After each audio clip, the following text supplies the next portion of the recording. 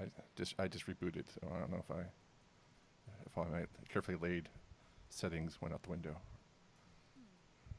Should be all right. Yeah, that's a little bit better. Is that better? I'm just going to move things over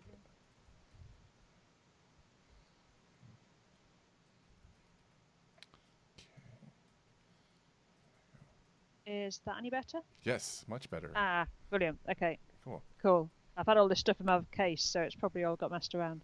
Okay. Cool. Do you want to do video? Are you okay doing video, or is that good? It's going to tax your system. I could do. My Wi-Fi isn't amazing, so it might make. Although I've got no idea what has happened to the video thing on this Skype. Okay. Oh, there it is. Okay. Yeah. Okay. There. We can see how it goes. The Wi-Fi is not brilliant, so it may cause things to go jumpy. Okay. If it goes wonky, we'll just go back to. Would you mind recording audio on your end? Okay. Yeah. What was QuickTime or something? Yeah, QuickTime, and then just do audio, and then hit record, and that should be okay. Okay. Let me just.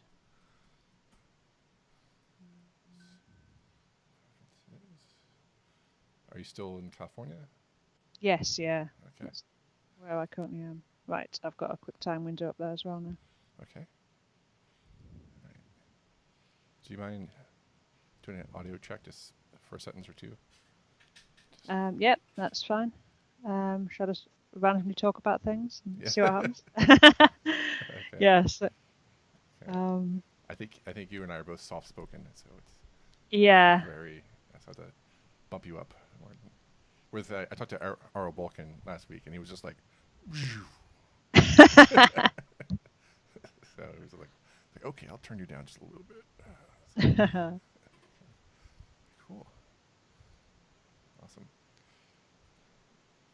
Cool. So, are you good to go, or you want to need some more time, or just check on settings? No, I think if you think you can hear me all right, I can hear you. Okay. Sounds good. I'll just do this clap. There we go. Just in case we get one audio file. Basically, it's for my producer. So. Okay. I'm not sure if we're supposed to clap both at the same time. I don't know. Whatever. We'll see how it goes. Okay. But welcome to the show again, Rachel. So happy to have you back. So. Yeah, it's good to be here. Yeah. You have a new book out. It's called the new CSS layout. Is that correct? Yeah. Cool. What made you want to write this book? Well, I've written a fair few books before, so. I think you've written more books than I have, and that's amazing. So. Yeah, you've written quite a lot of books as well.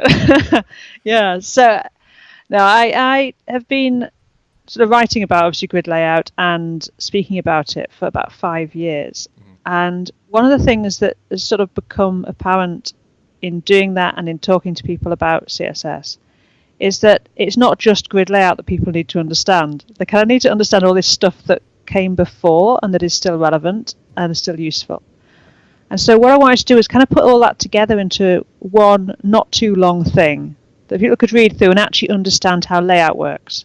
Not just sort of learning grid layout in isolation, but actually learning how layout in CSS actually works. So I think that what's kind of happened over the last few years is people have been using things like frameworks like Bootstrap or their own in-house thing or whatever to kind of abstract away all the horribleness of figuring out percentages and so on.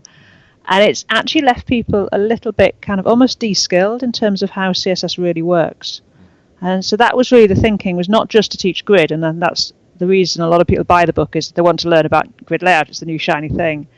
But also what I want to do along with that is help to explain what layout really is and what we have to deal with.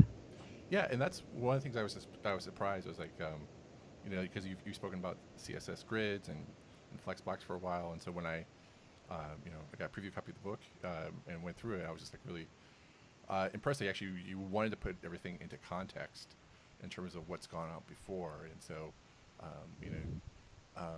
I think the only thing that was missing was like a really detailed history of HTML table layouts. That's so, but I don't think everyone's used that except if they do HTML emails. anymore. But even then, we're trying to abstract that away too. So with stuff we'll get to that later. But yeah, so you do talk about floats.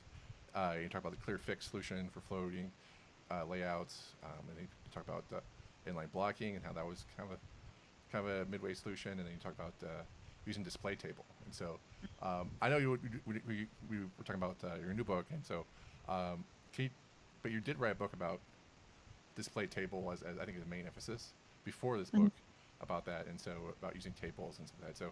So I just want to get your impression on like what you think of that book in terms of like, you know, of layout and in terms of like, is that, do you think, I mean, we obviously have CSS Grids now and Flexbox, but you know, I think a lot of when that book came out was sort of like just using tables again, but in new format, you know. Yeah, well, I think the thing with the sort of CSS display table stuff is it's the only way we had in the past to actually properly align things, and that's the key thing. And it's still pretty useful if you need to support, you know, really old IEs or something for some reason, which I do in my own product, so I know the pain. we support back to IE9, and Displaytablecell turns out to be really handy for creating fallbacks of Flex and Grid. So that's the other reason why knowing all this stuff is really helpful, because if you are the sort of person who, you know, works in an organization where you have to have, you know, very good support going back, you can't just give things a very simple layout, then understanding how CSS works means that you can actually create pretty nice fallbacks without, you know, having to do a whole load of extra code and things.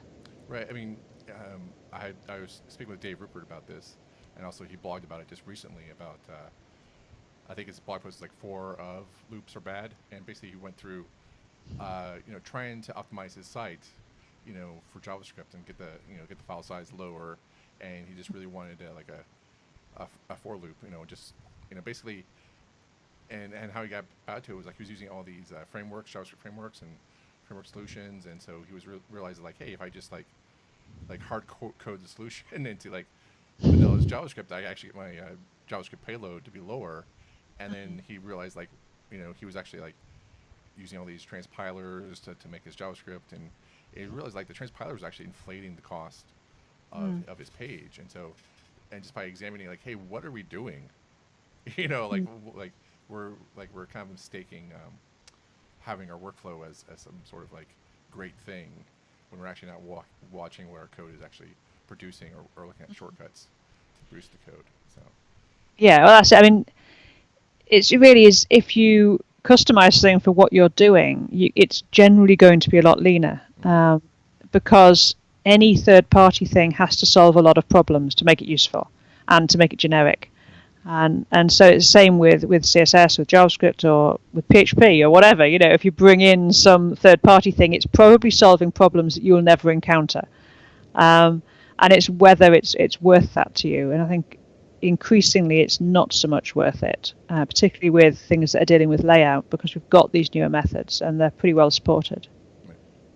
Definitely. And so another thing about, like, I guess kind of tangent to like kind of bloated it a little bit was that you know, we grew up, or like not grew up, like, you know, I think that's kind of wrong term. Like, we've seen the industry mature a lot, and so we were like really gung ho, you know, if I may say we, but like with semantic markup.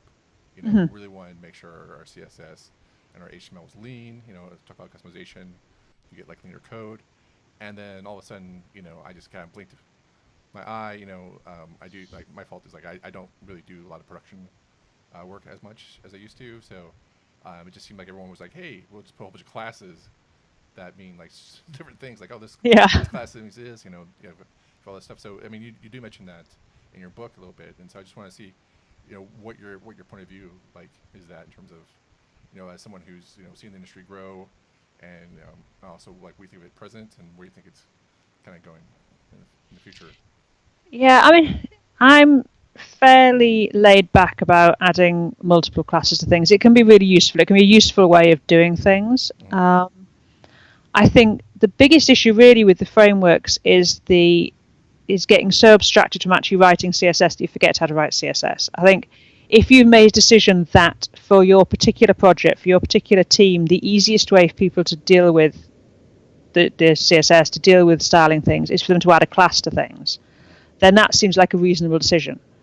I think my problem really is when people are just doing this because actually they've really lost touch with how to make a good decision. They're just doing it because that's what they've always done now, and they don't really know how to write that CSS for themselves. There's a huge difference between, I can write CSS well for this particular project using Foundation or what have you is a good choice, and it can be a good choice. We use it for our docs and things. We've got sites that use Foundation. It's not these things are a bad idea. It's whether you're in a position to make those decisions, and that's really where I want people to get to, is that they're in a position to make a good decision as to, oh right, I'd like to use this third-party thing. It's going to save me a bunch of time. The downsides, I know what they are, but they're not huge for this project. Or this thing needs to be really massively optimized, and so we're going to write every line by hand and really sweat the details. It's when do you need to be one or the other or somewhere in between? And you only get that by understanding what it is you're writing. Yeah. I mean, do you feel like people aren't learning CSS, or just or they're just gravitating away towards just frameworks a lot, or just just in your point of view, like? Yeah, I mean, I'm seeing people come into workshops. So you say, oh, you need to be able to write CSS. This is an advanced CSS workshop. Oh yes, I'm advanced CSS. And yet when it comes down to it, it's quite obvious they haven't really written any CSS, or haven't written any for a very long time. Yeah. They've been kind of, using a framework and maybe tweaking little bits or making some changes in Sass, but they're not actually writing CSS. They're not sitting down and, totally from a blank page able to put together a layout. And increasingly I'm seeing that. And so people are completely mystified by things that, if you're old like us and you've sort of started from the beginning, it's just sort of fairly obvious what the ways things work. Things like the cascade, people just don't understand it. They don't understand the specificity. They don't understand sizing and things, which is becoming more complicated and more kind of fully featured. So you kind of need to understand how big things are. And it's all those fundamentals really that are really key, and none of them take that long for people to learn if they realize they need to know them. Right. Yeah, it just seems like it's almost like a utopia in some ways with CSS, with CSS grids and just layouts, and I think also with media queries in some way, just like kind of like was a great just kind of broke the glass in terms of being able to have the layouts we wish we had when we first started out, doing HTML tables and stuff, and now that we have these great technologies for with the design language of the web, it's people are just like, oh well, what, I have a framework, Yeah. So or they're just trying to recreate the framework with them, and it's let's just do the same thing again, Yeah. Well, I mean, that's I hope people learn. I'm okay with that because I feel like, if you want to recreate an old framework with new CSS grids, I think, well, you're learning, right? You're learning how to. Yeah. Oh yeah. But if you're just like, say, hey, I just want to reproduce that and just use that, like, well, we're just spinning the wheels. So, but yeah, I just feel like with the CSS grids and Flexbox and with CSS variables, or is this that are native now? It's like, wow, this is amazing. So we have like so many great opportunities to design pages now, and couple that with Jen Simmons' work and what she's trying to do to help flesh that out there. And I mean, you've spoken at CSS DevConf before, but this year with our CSS DevConf that we just wrapped up in early October, it was just like I think 20 to 40% people were just still interested in CSS grids, and they're just trying to grasp their hands because IE now supports CSS grids, so it's so there's a lot of interest in it, and so I felt like well, Rachel's been talking about CSS grids forever. Why don't like she's been here forever. Like, why don't we already know this already? So so it's been, I think there's a lot of people who, until something is shipped and out there in browsers, won't look at it. Yeah. Which is always the challenge with Grid when it was behind the flags when we're trying to get feedback, is people are like, yeah, I'll look at that when it's live. Yeah, I'll look when it's shipped. And I think this is something that it's important that people understand that now, because all this new development happens behind browser flags. If you want to make an impact on a spec, you kind of need to do that while it's still behind the flags. And this is something I've said over and over again, because people are like, well, why doesn't it do this? And we're like, well, no one suggested it. And it really is that, because there's so few of us actually were putting input into Grid while it was behind a flag, that weren't actually just spec writers or people who work on browsers, browser engineers, who are all fantastic people, but they don't build websites. And it's getting the views from people who actually build websites is really important. And that's what I try and do, when I'm speaking at conferences and talking to people. Right. Yeah, and I know there's been several, few. I don't know, not several hundred. But there's been a few attempts for designers. I'm not calling it designers, but just designers or developers to actually get more input into the CSS working groups and into the specs, and I think it's just really hard for designers to come who are visual learners, visual makers, if you will, to come and run headlong into a spec. It's very hard for them to understand that, and so I'm not sure how we can make that easier for designers to give input, just because I'm just using an example that they're visual and it's kind of hard for people to read abstract text and code and try to figure out what potential solutions that they have. I think the closest we came to having that sort of what designers really need was with the responsive images community group, and that was and that still was kind of chaotic in terms of trying to get that thing passed through and stuff like that too. So yeah, I think what I really like people to understand is that the sort of work on the specs is a bit like software development. If you've got an idea for a feature for a product, and you want to explain that to the product owner, you want to say, well, I think this would be a really good, I've got this use case, this thing I'm trying to do, I can't do it, and here's my use case, and here's kind of how I see this working out. This is what it would solve for me. Coming back to the problem you're trying to solve as opposed to exact wording or exact code or whatever. And it's exactly the same with the specs, really. If you look at Grid and think, well, why doesn't it do this certain thing? And you can actually describe why you need that thing and the use case it's solving. That's actually all you need to do. The people who work on the specs will figure out the complicated stuff that goes on to actually make these things work if it turns out the idea's got legs. But the key thing is actually to say, hey, here's a design pattern that we can't build. Right. I've got a design pattern.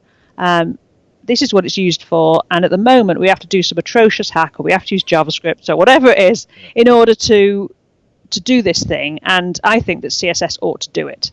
And sometimes, actually, that's going to be something that can be done in CSS. It's just that nobody's thought about it at the working group because we don't see that use case.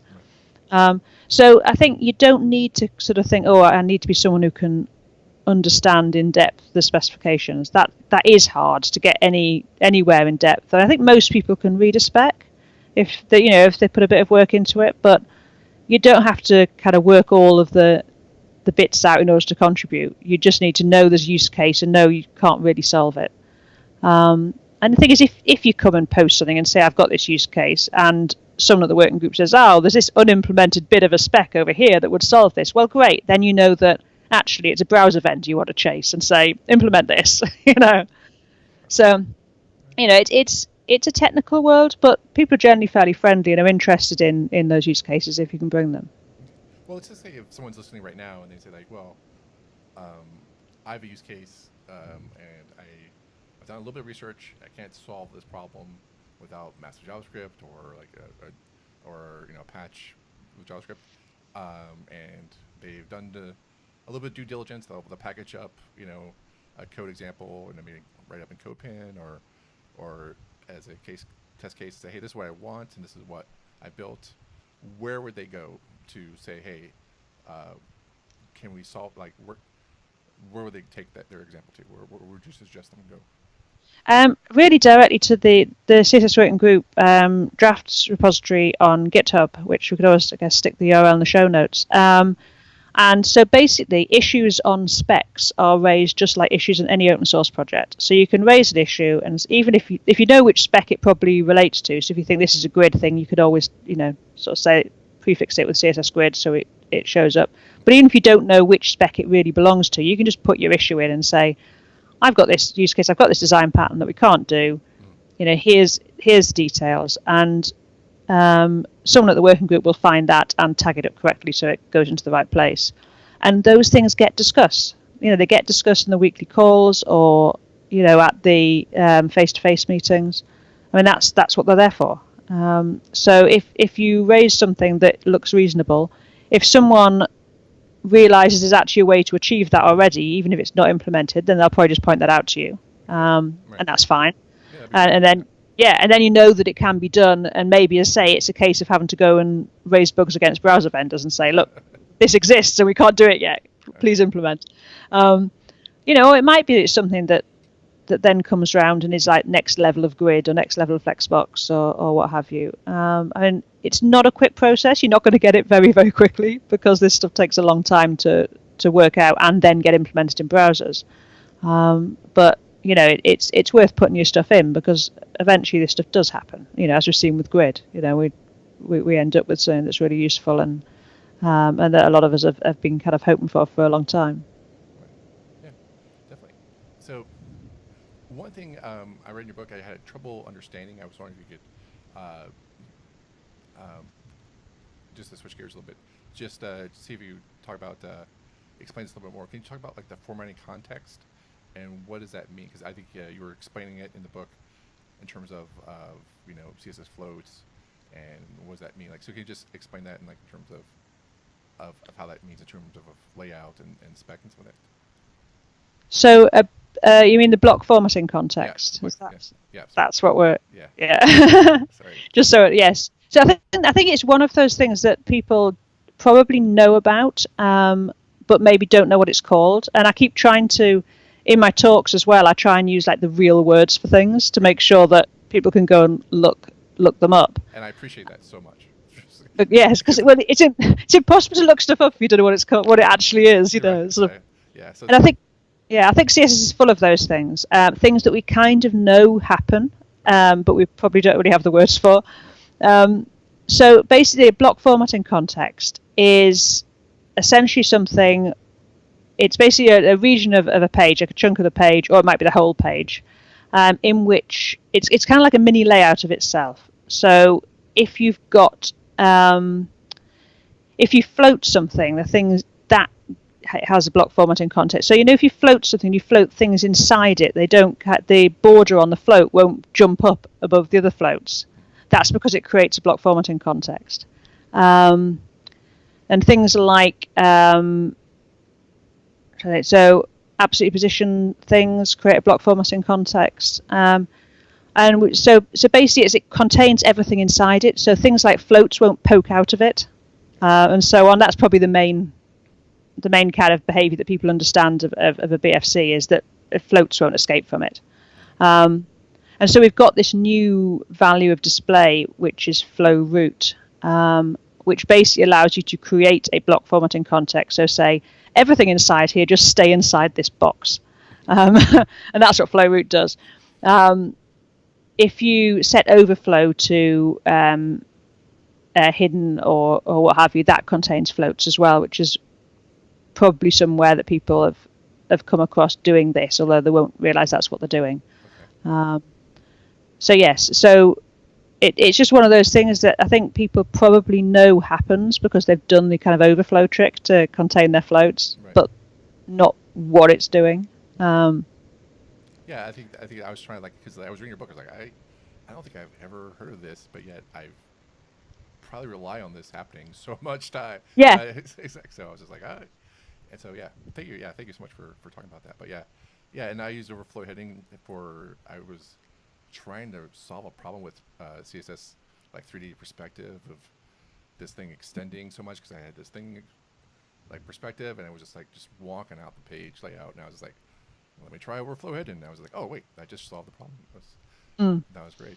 So yeah. I mean, setting a value of overflow works most of the time for that sort of stuff. You can get problems with like shadows being clipped or unusual scroll bars appearing, which is what flow root will do. Is when it's implemented everywhere, that allows you to just create the BFC without any other unintended behavior. Oh, nice. which is nice. And then also it says that's what you wanted. If you use overflow, another developer might think, well, why have they used overflow? Do they want scroll bars? What what's this for? So okay, cool. That's great. I thank you so much for that. That was great. And I love your description of floats. I think there was like one bit I think I laughed out loud was when you still use floats, because I felt like a lot of people in our industry, like when something new happens, it's like Yeah. this is the good way of doing it, and so the old way is bad, and which is I can totally get on board with HTML table layouts being bad, but like it's just like the example you had in the caption was like you can float images to your left, and this is still valid. This is Yeah, I've had people basically trying to reinvent floats with grid. They're like, "How do I do this?" And I'm like, "No. You know what you want there? You want a float. That's what float does." yeah, Yeah, I keep saying, old CSS still exists and it's fine. exactly.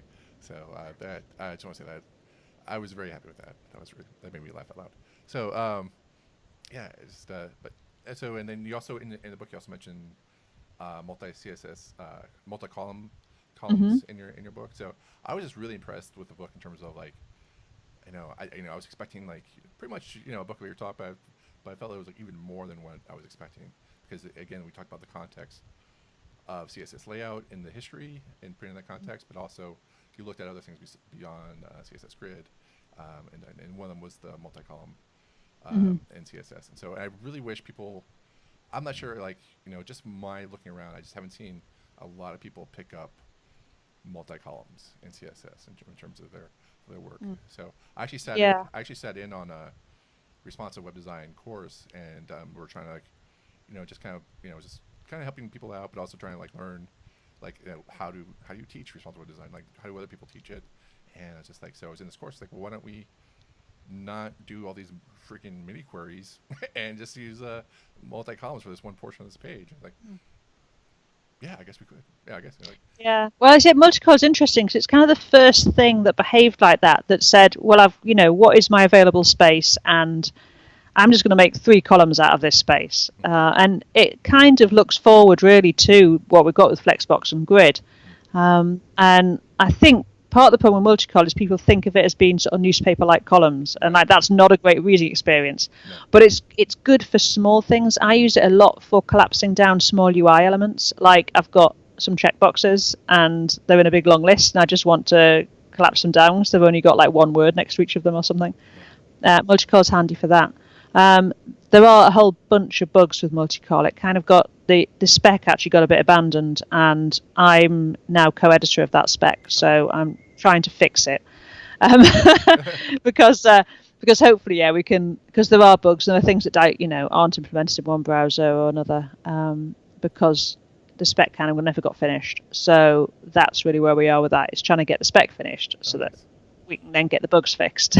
Yeah, I do admit, like I have a newspaper design like layout background, and so I do like, I just put the columns of text and layouts, and then you're on even it doesn't really work on mobile, but it doesn't even work great on display because the whole nature. I think people are just used to reading a column from top down, and so it's kind of like weird. Like I have to go back up and read this text again. So yeah. So, but yeah, I like the approach of like your idea of this like mini like UI. Yeah. Yes, little things, and sometimes there are short bits of text that work really nicely wrapped to, like you might have some text next to an image in like a sort of media object or something, and displaying that in 2 columns might work really nicely. So you can use it, and it's the only thing we have that flows content at the moment in that way. Yeah.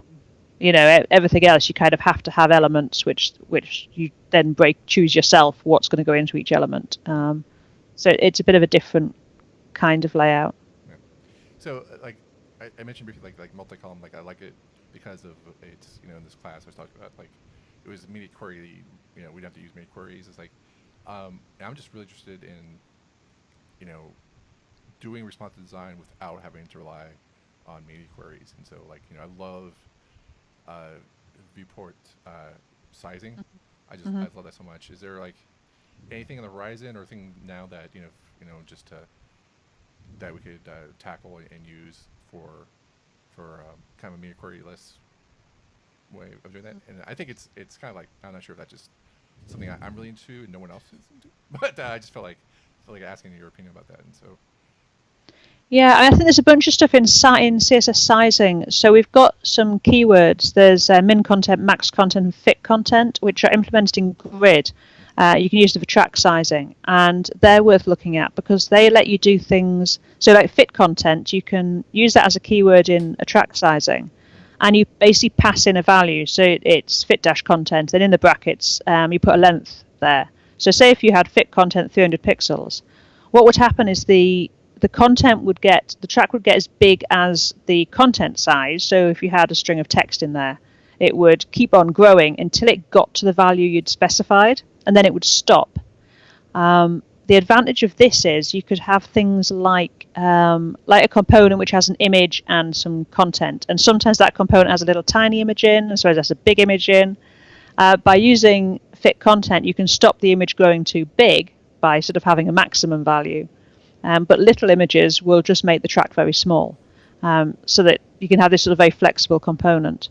And there's a whole bunch of stuff around content-based sizing that can let you just create these very flexible components that'll kind of work wherever they are.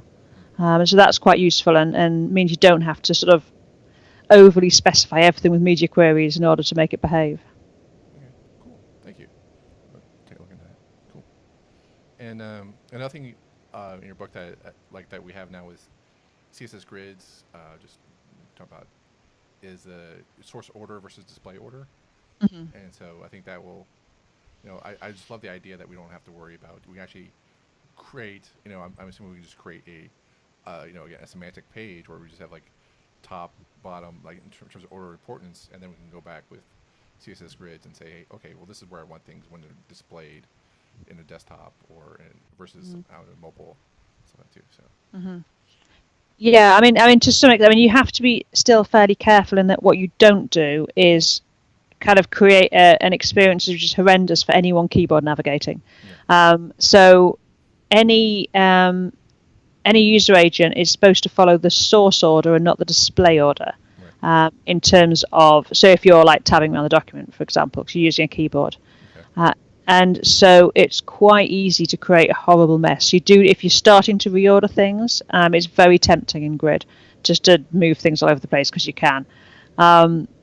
You should probably look and check that your source still has a logical order, having done that. It's not going to be the same for every layout because sometimes there are things that you don't need to tab around or what have you. You've just got a set of images or something. Right. But I think yes, just be, as we're all getting excited about the fact we've got this freedom, just making sure that you don't create not everyone who has accessibility needs is like unable to see. And is using a screen reader. So I think it's just sort of bearing that stuff in mind, I guess.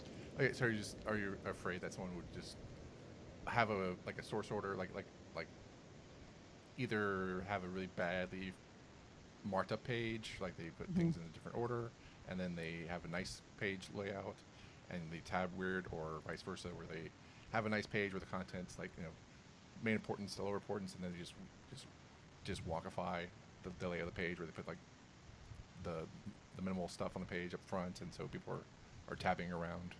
It's really, I mean, if say you had, I don't know, a list of products where you start tabbing at the top left and you work across the list and you see, you go from one to the other and it all makes sense. You could quite easily with Grid decide to rearrange those. And you could, so someone could start at the first one and then find themselves jumping, right down to the bottom, which could be scrolled away somewhere to the next one, because you can do that with Grid. I can say, I'd like this to be after line 8 or, down the bottom. So I think it's just that it's actually getting to your keyboard and saying, does it make sense still if I'm hopping around from heading to heading or from link to link? Because you say we've got this ability to disconnect the two now, and I think we just need to be careful with that, really. Okay. And then, what are your views on the fallbacks? Like, what fallbacks are there? Like, so if I want to use CSS Grid, I think you talk about using the support for media queries. Say, hey, if you use support and then say use CSS Grids, or is that the best way of implementing it in terms of fallback? Yeah, so we've got feature queries. Feature queries are great. They are very well supported. So there's nothing new that's going to show up in CSS that you can't use a feature query to check for. So basically you just say @supports, and just like you use media queries. So the media query you say @media and then like your width or something. With feature queries you say @supports, and then for grid you'd say display grid. And that's really just, hey browser, do you support CSS Grid? And if the browser says yes, then you can do grid stuff and know it's safe and it isn't going to affect browsers that don't do grid stuff. And for old browsers that support neither feature queries nor grid, that's fine, because you do that stuff first, and then you overwrite it inside your feature query. And you don't have to overwrite everything, because in the specs it's defined sort of what happens if like an old layout method and a new one come together. Right. So if you've said float left on an item to sort of line things up with floats, and then that item becomes a grid item because you say display grid on its parent, the float just takes no effect anymore. It's basically just thrown away. Oh, nice. And there's a whole bunch of those sort of interactions, things like inline block and Displaytablecell and so on. Grid will just, if those things become grid items, the properties they've got basically just get thrown away. Oh, nice. So you don't have to overwrite absolutely every single thing with the grid version. You can pretty much, most things are going to get sort of thrown away by the fact these things interact with each other. Okay, cool.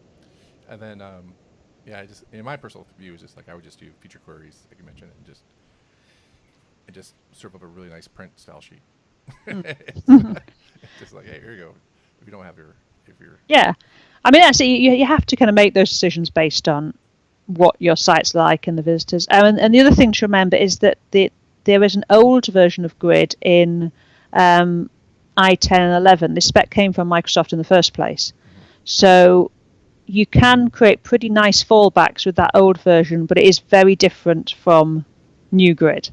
So you can't just sort of run auto prefix and it'll sort it out for you. You kind of need to create a layout with it. Okay. But if you need to have a high level of support for old IEs, that's actually a very good option, and that stuff is there and works. Okay, cool.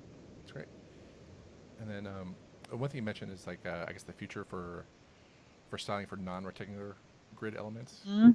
Can you talk about that a little bit? Well, it's a note in the spec really at the moment. At the moment, a grid area has to be a rectangular, so it can be any number of cells, but they have to create a rectangle. So you can't create a Tetris piece. That's at the moment. And there's a note in the spec saying maybe that's possible in the future, because obviously that'd be quite nice if we could have an area that content could go into that was L-shaped, for example. At the moment, that's not possible.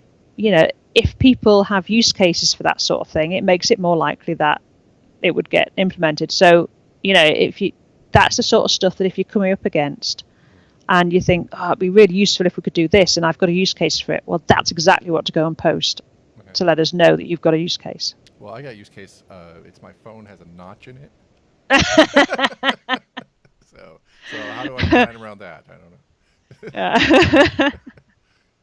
So I'm half joking, but I'm really excited about that because like I know it's just a note, like you just told me like it's just like a TBA, like a to be announced later on. But I feel like I'm really excited moving away from rectangles in our in our displays because with the advancement of I think people are listening like, well, that's not advancement, but like with flat screen TVs, with projection mapping, and with just being able to use apps to remotely control things, displays, so that I feel like there's just a great future happening with just non-rectangular images, and so we're going to have to like fake it with, like I said, with projection mapping and so that where like you still have this big square, but you're kind of like just tricking the display in terms of what's going on. But I feel like but even then that we will have like the iPhone notch, with the iPhone X. Maybe we'll get these non-rectangular devices in the future. Yeah, I mean, there's a spec called CSS round display. It's not something I know a huge amount about, but that's basically designed for like circular watches and so on. So this stuff is kind of starting to happen, and I think as we get displays that behave differently, that look differently, there are different shapes, and we're probably going to see more of that stuff happen because people are going to want to be able to design for them. Right. Cool. Awesome. Yeah. Well, I'm excited for that. So we're looking forward. Hopefully, one of the big companies will make a non-rectangular display that everyone will buy, and they'll kind of force our hand to have. Yeah, I'm thinking a nice sort of curved sort of pebble-like thing. Exactly. That'd be a good challenge. Cool.